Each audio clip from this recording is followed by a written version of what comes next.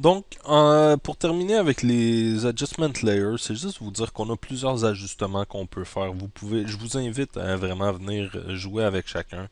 Exemple, les brightness, contraste, on clique OK, auto, puis voilà, il joue avec. Puis là, on dit, ah, c'est un petit peu trop clair, fait qu'on va les ramener. Puis vous pouvez essayer chacun de ces layers, venir essayer voir les différentes choses que l'on peut faire. Jouer avec l'exposition, on peut aller voir si on enlève un peu ou à la place si on en ajoute. Ah, si on en ajoute, c'est beaucoup mieux.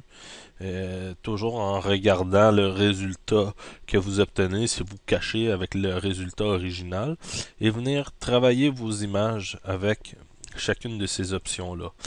Vous avez des options qui sont beaucoup plus pour s'amuser ou pour créer des effets, comme exemple Posterize qui va essayer de transformer ça. C'est comme si c'était un poster ou de la peinture. C'est sûr que si vous jouez trop avec l'effet aussi, ça peut complètement détruire votre image.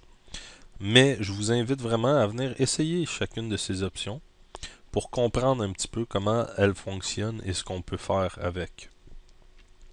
Euh, je pense qu'une des clés, c'est vraiment d'essayer pour apprendre avec Photoshop. Faites des tests, n'ayez pas peur de tout briser. C'est là qu'on va apprendre, puis qu'on va découvrir des techniques, puis qu'on va dire, waouh, ah oui, ce que je viens de faire, c'est vraiment, vraiment pas mal mieux. Je viens d'apprendre une façon de... Comme exemple, le Hue Saturation, si vous jouez avec les niveaux ici, ça donne un certain effet. Mais si vous cliquez Colorize, ça change tout. Là, on applique vraiment une tonte de couleur à une image, puis on peut aller la mettre vraiment dans la tonte que l'on désire. Fait que ça, c'est des choses que vous devez découvrir par vous-même en essayant. Amusez-vous, essayez le plus possible. Découvrez Photoshop, c'est la clé pour un jour réussir à faire des effets qui vont couper le souffle à tout le monde. Donc vous avez les adjustment layers, c'est tous des ajustements qui sont non destructifs.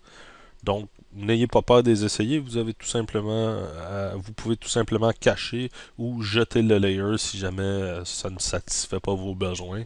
Vous n'avez pas besoin d'avoir peur de détruire quelque chose, mais au moins vous savez que ces options existent et qu'avec ces options, vous allez pouvoir corriger rapidement ou légèrement les couleurs de vos images que vous importez.